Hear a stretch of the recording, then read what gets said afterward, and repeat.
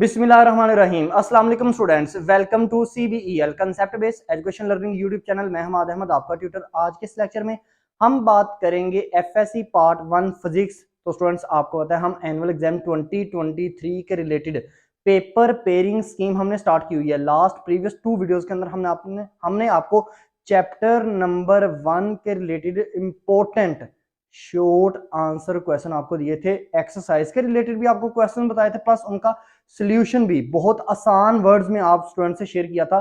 और इसके अलावा पहले ही चैप्टर के अंदर से जो इंपॉर्टेंट शॉर्ट क्वेश्चन थे, प्लस उनके आंसर आप स्टूडेंट से शेयर किए थे, और सोल्यूशन बहुत ही आसान लैंग्वेज के अंदर लिखा हुआ था। तो आज की इस वीडियो में हम फिजिक्स का चैप्टर नंबर 2 वेक्टर्स का चैप्टर जो आपका है, इसके रिलेटेड आज की इस वीडियो में एक्सरसाइज के अंदर जो आपको टोटल 21 क्वेश्चन आपके दिए हुए हैं बुक के अंदर, उनमें से इंपॉर्टेंट क्वेश्चन आपको बताएंगे, प्लस उनका सोल्यूशन भी। और ये इंपॉर्टेंट जो क्वेश्चन है ये तमाम पंजाब के बोर्ड के स्टूडेंट्स के रिलेटेड हैं, जिसमें लाहौर बोर्ड के स्टूडेंट्स भी हैं, गुजरानवाला बोर्ड के स्टूडेंट, मुल्तान, फैसलाबाद बोर्ड, इसके अलावा गुजरानवाला बोर्ड, गुजरात बोर्ड, आपका इस्लामाबाद बोर्ड जिसे फेडरल बोर्ड भी कहा जाता है। तो अगर आप पंजाब के किसी भी बोर्ड से बिलोंग करते हैं तो इस इंपॉर्टेंट क्वेश्चन प्लस उनके आंसर को अगर आप पढ़ेंगे, इंशाल्लाह ताला एक तो आपको बहुत जल्दी से याद होंगे, और ये स्टूडेंट्स क्वेश्चन ऐसे हैं जो सबसे ज्यादा रिपीटेबल हैं आपके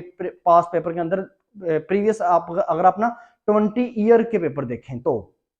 चलिए स्टूडेंट्स, आज की इस वीडियो में हम बात करेंगे वेक्टर्स चैप्टर, इसके एक्सरसाइज के रिलेटेड इंपॉर्टेंट क्वेश्चन। मैं आपको एक एक क्वेश्चन का सॉल्यूशन प्रोवाइड करूंगा, आपको पेज की तरफ मूव ऑन करवाता हूं, सॉल्यूशन प्रोवाइड करूंगा, प्लस आपको समझा भी दूंगा कि हर क्वेश्चन को आपने याद किस तरह करना है, एक्चुअल में हर क्वेश्चन का थीम क्या है, सेंट्रल आइडिया, मेन मकसद क्या है। तो स्टूडेंट्स चलें हम पेज की तरफ मूव ऑन करते हैं। अच्छा, तो स्टूडेंट्स अब देखें, आपको इस पेज नंबर 1 के ऊपर आपका पहला एक्सरसाइज का क्वेश्चन शो हो रहा है, जो कि आपका है 2.1 क्वेश्चन। तो ये क्वेश्चन की स्टेटमेंट क्या है, कहता है डिफाइन द फॉलोइंग टर्म्स। पहला यूनिट वेक्टर, फिर पोजीशन वेक्टर, फिर कंपोनेंट ऑफ अ वेक्टर। तो यूनिट वेक्टर क्या होता है, बिल्कुल सिंपल लैंग्वेज में आपको डेफिनेशन दी हुई है, याद ऐसे ही करना है, फार्मूला भी अंदर है, आपने यही लिखना है, जो जो चीज़ मैंने लिखी हुई है आपने यही लिखनी है। मैंने एक्सप्लेन कर देता हूँ बस एक वर्ड में। यूनिट वेक्टर ऐसा वेक्टर होता है जिसकी मैग्नीट्यूड मीन्स उसकी वैल्यू फार्मूले में पुट करके जवाब 1 आता है, ठीक है, इसको कहते हैं यूनिट वेक्टर। दूसरी इसकी निशानी है ऐसा वेक्टर जो डायरेक्शन बताए, जो सिमत बताए कि एक वेक्टर ने किस तरफ जाना है, आया कि आपने लेफ्ट तरफ जाना है, राइट तरफ जाना है, अपवर्ड जाना है, डाउनवर्ड जाना है, तो ऐसे वेक्टर को कहते हैं यूनिट वेक्टर। अब आ जाए आगे, पोजीशन वेक्टर। पोजीशन वेक्टर कौन सा वेक्टर होता है, ऐसा वेक्टर जो अपने ओरिजिन से पोजीशन बताता है, ओरिजिन से ये बताता है कि कौन सा वेक्टर कहाँ पर पाया जाता है, ठीक है। फर्ज करें आपके पास 3 वेक्टर्स हैं, तो एक वेक्टर जो है वो लेफ्ट तरफ है, एक राइट तरफ है, एक जो है वो अपवर्ड है, तो सेंटर से मालूम होगा कि कौन सा वेक्टर किस पोजीशन में पाया जा रहा है, ठीक है ना। तो ऐसे वेक्टर को कहते हैं पोजीशन वेक्टर। नेक्स्ट और लास्ट आपका कंपोनेंट ऑफ अ वेक्टर। ये ऐसा वेक्टर होगा जो कि वेक्टर्स की इफेक्टिव वैल्यू बताता है, सबसे सही वैल्यू बताता है ये किसी भी वेक्टर की, कि कोई भी वेक्टर लेफ्ट तरफ है तो उसकी असल में उसकी मुकदार क्या आ रही है, उसकी वैल्यू क्या आ रही है, उसकी कीमत क्या आ रही है। तो ये तीनों डेफिनेशन मोस्ट इंपॉर्टेंट है, आपने इनको कभी भी स्किप नहीं करना। अब हम नेक्स्ट क्वेश्चन की तरफ मूव ऑन करते हैं। अच्छा, तो स्टूडेंट्स अब देखें, अब आपको पेज नंबर 2 के ऊपर 2 क्वेश्चन शो होंगे। अब हम करेंगे एक्सरसाइज का क्वेश्चन 2.2, वेरी वेरी इंपॉर्टेंट है। द सम ऑफ, वो कहता है the sum of 3 vector give 0 resultant, what is its orientation. मैं सवाल को एक्सप्लेन करता हूँ, क्वेश्चन को आपने तवज्जो से सुनना है। कहता है अगर 3 वेक्टर हमारे पास हों, उनको हम जोड़ें, जमा करें, जोड़कर जमा करें, तो उनका जवाब 0 आना चाहिए। वो क्या ओरिएंटेशन होगी, मतलब हम उनको किस तरह जोड़ेंगे कि जवाब 0 आएगा।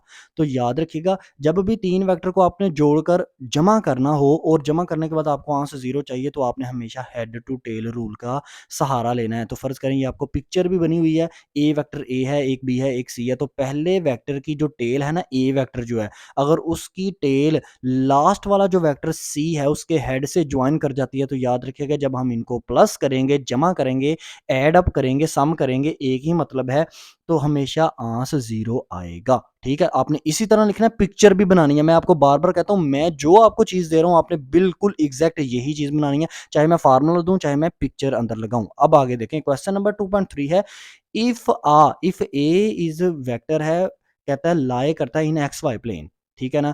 एक्स वाई प्लेन आपको पता है कार्टेशियन प्लेन में एक ऐसा प्लेन होता है, ये कार्टेशियन प्लेन होता है जिसमें एक एक्स एक्सिस होता है एक वाई एक्सिस होता है। तो कहता है व्हाट विल दी ओरिएंटेशन, ये both the rectangular components will be negative, both the rectangular components opposite side. Question आपको ये कहता है कि एक वेक्टर हमारे पास ए है, वो एक्स वाई प्लेन में लाई कर रहा है, मतलब ऐसा प्लेन जिसमें एक वैल्यू एक्स, जिसमें एक साइड एक्स एक्सिस है एक वाई एक्सिस है, ठीक है ना।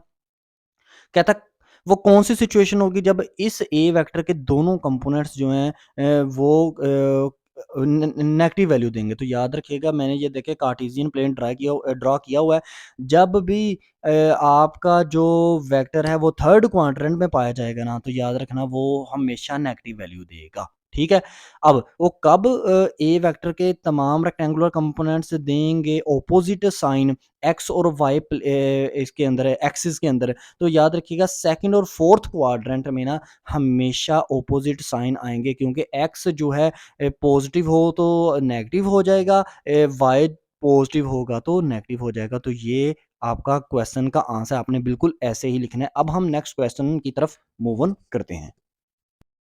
अच्छा तो स्टूडेंट्स ये पेज नंबर 3 के ऊपर आपको 2.3 क्वेश्चन का आंसर आधा मिल जाएगा, ठीक है ना। तो मैंने एक्सप्लेन पीछे कर दिया था, आपने यहाँ से नोट डाउन कर लेना। अब क्वेश्चन 2.4 आपको क्या कहता है, कहता है if one of the rectangular components of vector is not zero can its magnitude is zero. Question का मतलब ये कहता है अगर एक वेक्टर हो हमारे पास, उसके फर्ज कर लेता हूँ मैंने तीन कंपोनेंट बनाए हैं ए बी और सी। अगर उनमें से किसी एक कंपोनेंट, कोई एक कंपोनेंट ऐसा है जिसका जवाब जीरो नहीं है, उसकी वैल्यू वन है या टू है या थ्री है, तो कहता है क्या उस वेक्टर का जब हम मैग्नीट्यूड निकालेंगे वो जीरो आएगा? नहीं, कभी भी नहीं, नहीं जीरो आएगा। क्यों? अकॉर्डिंग टू फार्मूला ये देखो, ए वेक्टर की मैग्नीट्यूड किस फार्मूले से निकलती है, अंडर रूट ए एक्स का स्केयर है वाई का स्केयर प्लस ए जेड का स्केयर। तो इन तीनों कंपोनेंट्स के जब जवाब तीनों के जीरो होंगे ना, तो जीरो प्लस जीरो, तो अंडर रूट जीरो लेंगे तब ये जवाब जीरो आएगा। लेकिन अगर इन तीनों में से किसी फर्ज करो ए वेक्टर का जो है वैल्यू वो वन है, तो वन प्लस जीरो वो वन आंसर आएगा, तो अंडर रूट वन लेंगे, वो एक आपको जवाब मिलेगा। कोई ना कोई मैग्नीट्यूड उसकी जीरो नहीं आएगी, मैग्नीट्यूड कोई ना कोई पॉइंट में आ जाएगी, जीरो पॉइंट समथिंग आ जाएगी, इस तरह जवाब आएगा। जब इतनी सी बात ज़हन में रखें, अगर एक वेक्टर के तमाम कंपोनेंट्स जीरो वैल्यू शो करेंगे तब उसकी मैग्नीट्यूड जीरो होगी, अदरवाइज उसकी मैग्नीट्यूड जीरो नहीं होगी। अगर उस वेक्टर के किसी एक कंपोनेंट की भी ये वैल्यू जो है वो है, वन है, टू है, थ्री है, बाकी रिमेनिंग की जो है वो जीरो है, फिर क्या होगा, उस वेक्टर की मैग्नीट्यूड जीरो नहीं होगी। अच्छा तो स्टूडेंट्स अब आप क्वेश्चन करेंगे नेक्स्ट, आपका ये आपको शो हो रहा है क्वेश्चन। क्वेश्चन आपके पास क्या है, कहता है कैन आ, क्या एक वेक्टर का कंपोनेंट ग्रेटर हो, क्या उसकी मैग्नीट्यूड ग्रेटर, उसकी वैल्यू ग्रेटर देन मैग्नीट्यूड हो सकती है। कहने का मतलब ये है क्वेश्चन का, कहता है एक वेक्टर आपके पास है, क्या उसकी वैल्यू जो है वो उसके मैग्नीट्यूड से बड़ी हो सकती है, उसकी वैल्यू से बड़ी हो सकती है, उस वेक्टर की कि किसी भी कंपोनेंट की वैल्यू? तो नहीं, कभी भी किसी वेक्टर के किसी भी कंपोनेंट की वैल्यू उसके मैग्नीट्यूड के बराबर नहीं हो सकती। फर्ज करिए एक वेक्टर मेरे पास है ए बी सी, ये तीन तीन एक वेक्टर ए है, वो तीन पार्ट में डिवाइड है एक्स वाई और जेड में, ठीक है। वो पूछ ये रहा है कि फर्ज करो अगर एक्स जो कंपोनेंट है इस ए वेक्टर का, क्या उसकी वैल्यू जो है वो ग्रेटर हो सकती है? जब हम इसी वेक्टर का मैग्नीट्यूड लें, वो फर्ज करें पांच आए, तो क्या एक्स कंपोनेंट की वैल्यू पांच से बड़ी हो सकती है? तो नहीं, कभी भी नहीं। क्योंकि देखो अकॉर्डिंग टू आपका ना ट्रिग्नोमेट्री सिस्टम, जब आप कोई भी राइट एंगल ट्राइंगल ड्रा करते हो तो सबसे बड़ी साइड जो होती है ना उसको हाइपोटेन्यूस बोलते हैं। ये साइड एक्चुअल में ये वेक्टर होती है साइड, तो ये साइड क्योंकि सबसे लॉन्गेस्ट साइड ये होती है, बाकी उसके कंपोनेंट्स होते हैं, तो ये साइड जो है वो वेक्टर को रिप्रेजेंट करती है हाइपोटेन्यूस साइड, और बाकी जो स्मॉल साइज होती है ना वो उसके कंपोनेंट्स को ज़ाहिर करती हैं। तो कंपोनेंट्स की वैल्यू या कंपोनेंट्स की साइड कभी भी वेक्टर की साइड से बड़ी नहीं हो सकती, इस वजह से इसकी मैग्नीट्यूड भी कभी ग्रेटर नहीं हो सकती वेक्टर के कंपोनेंट से। तो यही इसका आंसर है, सिंपल वे में आपको बता दिया, आपने भी इसी तरह इसको एक्सप्लेन करना है। अच्छा तो स्टूडेंट्स अब आपको इसी पेज के ऊपर नेक्स्ट क्वेश्चन शो हो रहा है 2.6, वेरी वेरी इंपॉर्टेंट क्वेश्चन है। Can the magnitude of a vector has negative value. कहता है आप किसी भी वेक्टर की ना मैग्नीट्यूड लो। मैग्नीट्यूड के लिए ये फार्मूला होता है, ये आपको इस पेज के ऊपर जो शो हो रहा है ये मैग्नीट्यूड का फार्मूला होता है। जब भी किसी वेक्टर की मैग्नीट्यूड लेनी हो ना, उस वेक्टर का नेम लिख कर साइड पर ऐसे लाइनें लगा देते हैं, स्ट्रेट लाइन्स लगा देते हैं। ये आपने 10th क्लास में पढ़ा था, इसको डिटर्मिनेंट भी हम बोला करते थे, ठीक है ना। इसको उर्दू वाले बच्चे इसको मक्ता भी कहा करते थे। तो कहता है क्या किसी भी वेक्टर की जो मैग्नीट्यूड में जो जवाब आए, वो क्या कभी नेगेटिव जवाब आ सकता है किसी भी वेक्टर का? किसी भी वेक्टर की मैग्नीट्यूड, मैग्नीट्यूड कहते हैं वेक्टर की कीमत। क्या कहता है किसी भी वेक्टर की जब हम कीमत निकालें, क्या नेगेटिव आती है? कभी भी नहीं आ सकती। क्यों? क्योंकि ये फार्मूला क्या ज़ाहिर करता है, ए का magnitude is equal to under root A X का स्क्वायर ए वाई का स्क्वायर प्लस ए ज़ेड का स्क्वायर। फ़र्ज़ करो इसमें से कोई भी ना, मैं कहता हूँ इन तीनों में से कोई एक वेक्टर ऐसा है जो -1 है, तो -1 का स्क्वायर प्लस 1 का स्क्वायर प्लस 1 का स्क्वायर। तो -1 का स्क्वायर लोगे तो वो क्या आएगा? मैं कहता हूँ ए एक्स स्क्वायर की वैल्यू -1 है, तो -1 का स्क्वायर वो 1 आएगा, प्लस 1 का स्क्वायर लोगे वो भी 1 आएगा, प्लस 1 का स्क्वायर लोगे वो भी 1 आएगा, तीनों को प्लस करोगे 3 हो जाएगा, 3 का अंडर रूट लोगे तो वो जवाब आपका नेगेटिव में नहीं आएगा। हाँ, पॉइंट में आ सकता है, डेसिमल में आ सकता है, जिसको हम डेसिमल भी कहते हैं। तो जब भी किसी भी वेक्टर के कोई भी कंपोनेंट नेगेटिव हो ना, तो अगर आप उसको इस फॉर्म में लिखो तो उसका स्केयर लेना पड़ेगा। तो जब भी हम किसी भी वैल्यू का स्केयर लेंगे वो पॉजिटिव ही आएगा। तो इसका मतलब है कभी भी किसी वेक्टर की मैग्नीट्यूड यानी कि किसी वेक्टर की वैल्यू का जवाब नेगेटिव नहीं आ सकता। अच्छा तो स्टूडेंट्स अब आपका नेक्स्ट जो पेज आपको शो हो रहा है पेज नंबर 5, क्वेश्चन नंबर अब आप करेंगे 2.9। क्वेश्चन क्या कहता है? कहता है it is possible to add vector quantity into scalar quantity. कहता है क्या वेक्टर क्वांटिटीज को स्केलर क्वांटिटी में हम ऐड कर सकते हैं? कभी भी नहीं। वजह भला क्या है? वेक्टर्स क्वांटिटी, अगर मेरे पास 3 वेक्टर हैं, ए vector, B vector, C vector, तो वेक्टर हमेशा वेक्टर में ऐड होता है हेड टू टेल रूल की मदद से। जैसा कि मैंने आपको क्वेश्चन नंबर आपका 2 मैंने आपको सिखाया था, ठीक है ना? तो वेक्टर हमेशा वेक्टर में ऐड होगा। क्यों? वजह क्या है? क्योंकि हेड टू टेल रूल ये कहता है कि आप वेक्टर को वेक्टर में ऐड कर सकते हो, ठीक है?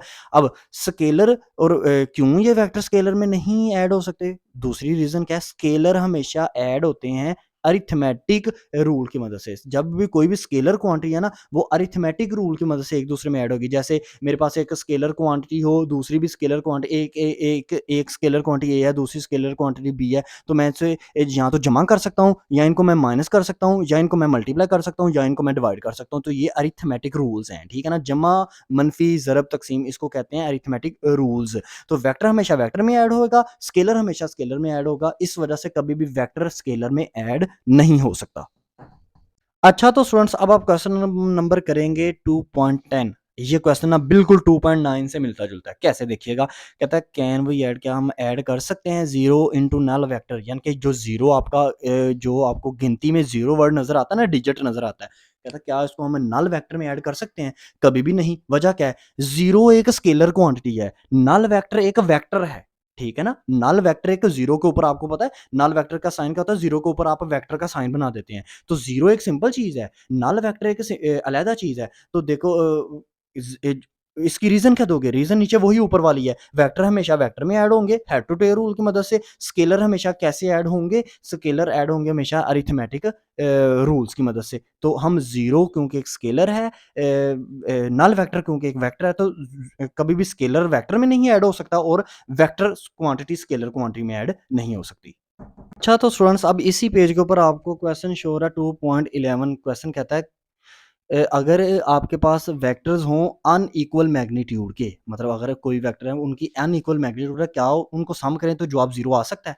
मतलब क्वेश्चन मैं दोबारा समझा देता हूँ। आपके पास दो वेक्टर्स हैं, एक वेक्टर ए है, एक वेक्टर बी है, उनकी मैग्नीट्यूड अनइक्वल है, मतलब सेम नहीं है। एक वेक्टर की मैग्नीट्यूड है 3, एक वेक्टर की मैग्नीट्यूड है 5। तो क्या कहते हैं इन दोनों वेक्टर्स को जमा करें तो वहां से जीरो आएगा? कभी भी नहीं आएगा, क्योंकि 5 और 3 8 होते हैं। तो कब जीरो आ सकता है? आप कहेंगे नो। देखिए इस पेज के ऊपर आपको एक नो के पास लाइन शो हो रही है, आगे मैं एक्सप्लेन आपको यहाँ पे कर देता हूँ, नेक्स्ट पेज के ऊपर आपको इसका जो रिमेनिंग आंसर है ना मिल जाएगा। देखें ये कब मतलब वो क्या सिचुएशन होगी? अब आपने नो के बाद रीजन भी तो देनी है क्यों। नेक्ट वेक्टर्स कब मतलब वेक्टर्स की मैग्नीट्यूड अगर बराबर हो और उनकी डायरेक्शन ऑपोजिट हो, तो याद रखना जब उनको प्लस करेंगे ना तो हमेशा वैल्यू जीरो आएगी। जैसे कि एक वेक्टर ए है, उसकी मैग्नीट्यूड है 3, लेकिन वो लेफ्ट राइट से लेफ्ट की तरफ मूव कर रहा है, ठीक है ना। और एक वेक्टर है बी, उसकी भी मैग्नीट्यूड है 3, वो लेफ्ट से राइट की तरफ मूव कर रहा है। तो अब इस सिचुएशन में दोनों की मैग्नीट्यूड सेम है, डायरेक्शन ऑपोजिट है, तो ये एक दूसरे से कैंसिल हो जाएंगे, जवाब 0 आ जाएगा, ठीक है। तो मैं वेक्टर का सम 0 लाने के लिए वेक्टर्स की मैग्नीट्यूड का इक्वल होना जरूरी है, प्लस उनकी डायरेक्शन ऑपोजिट होनी चाहिए। डायरेक्शन अगर सेम रहेगी ना, तो वो मैग्नीट्यूड ऐड हो जाएगी, 3 जमा 3 फिर 6 हो जाएंगे। अच्छा, तो स्टूडेंट्स अब पेज नंबर 6, इसके ऊपर आपको रिमेनिंग क्वेश्चन का जो मैंने प्रीवियस आपसे डिस्कस किया 2.11, उसका आंसर आपको यहाँ पे ये मिल गया होगा।